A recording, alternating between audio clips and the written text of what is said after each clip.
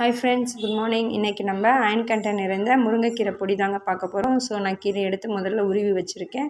அந்த கீரையை நல்லா தண்ணி ஊற்றி வாஷ் பண்ணிக்கலாம் ஃப்ரெண்ட்ஸ். அதை நல்லா வாஷ் பண்ணோன்னா ஒரு காட்டன் கிளாத்தை விரித்து இந்த மாதிரி கிளாத்தில் அந்த கீரையை உலர்த்தி வச்சுக்கோங்க. அப்போ தான் அந்த கீரையில் இருக்கிற தண்ணியெல்லாம் இந்த காட்டன் கிளாத்தை அப்சர்வ் பண்ணிக்கும். ஸோ இதை எடுத்து நீங்கள் ஒரு பிளேட்டில் இந்த கீரையை மறுநாள் காலையில் உலர்த்தி வைங்க. அது ஒரு நாள் வெயிலில் வைங்க. இந்த மாதிரி மொறுன்னு ஆகிடும். அதை எடுத்து நீங்கள் நல்லா ஒரு மிக்ஸி ஜாரில் போட்டுக்கோங்க. அது கூட கொஞ்சம் சீரகம், கல்லுப்பு சேர்த்து ஃபைன் பவுடராக அரைச்சி ஃபில்ட்ரு பண்ணிக்கோங்க ஃப்ரெண்ட்ஸ். அப்போ தான் சக்கெல்லாம் இருந்தால் மிச்சம் கிடைக்கும். ஸோ இந்த மாதிரி நைஸான பவுடர் எடுத்து ஒரு கண்டெய்னர் பாட்டிலில் சேவ் பண்ணி வச்சுக்கோங்க.